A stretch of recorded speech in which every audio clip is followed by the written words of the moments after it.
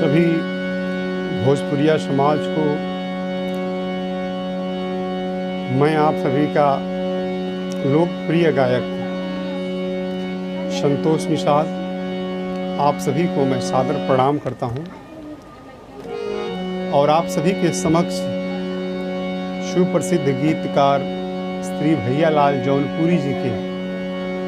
लिखे हुए गीत को साधना म्यूजिक इंटरटेनमेंट के सौजन्य से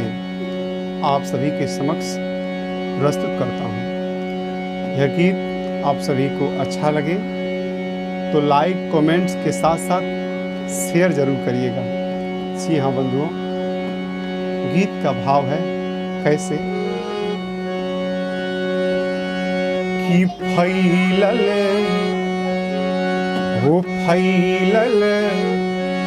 बाटे कोरोना जहरवा कि भैया जनी निकल बहरवा हो फैलल बाटे कोरोना जहरवा कि भैया जनी निकल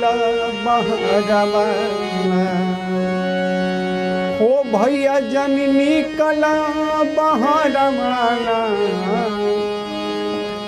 कि भैया जनी निकल बहरवा कि जिंदगी जियल हो जाई दुश्वरवा हो जिंदगी जियल हो जाई दुश्वरवा कि भैया जनी निकल बहरवा कि चीन के करनी के फल सारा अरे भोगत बाटे विश्व बेचारा हो भोगत बाटे अरे विश्व बेचारा कि डॉक्टर ढूंढ न पाए उपचरवा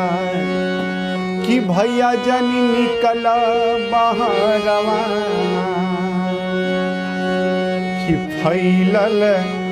बाटे कोरोना जहरवा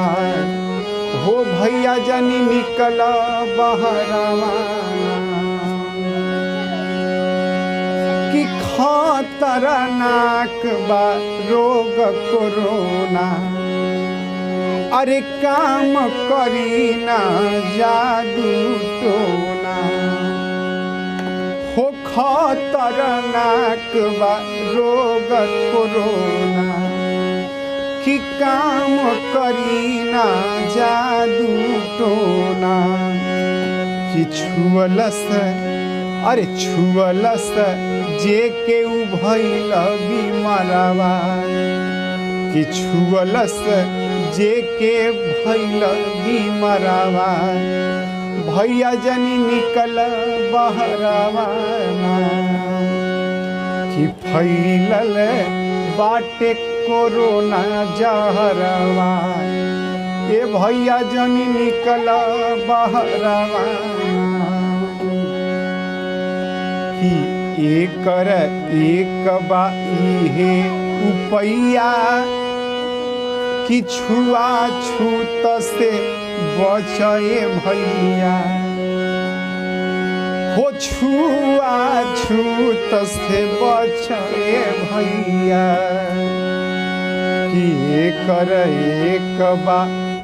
इहे उपैया कि छुआछूत से बचे भैया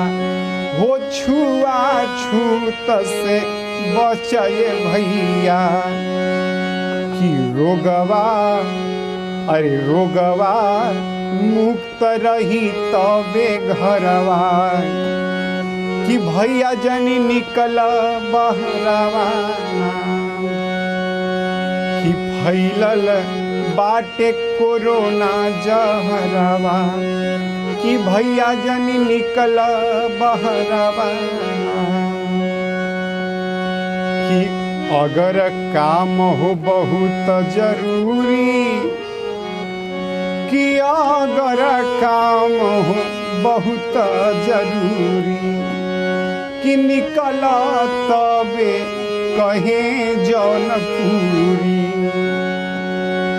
कि अगर काम हो बहुत जरूरी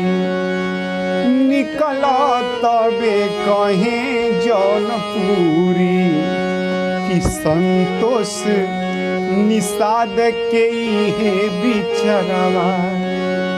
हो संतोष निषाद के हे बिचरवा हो भैया जनी निकल बहरवाना कि फैलल बाटे कोरोना जहरवा हो भैया जनी निकल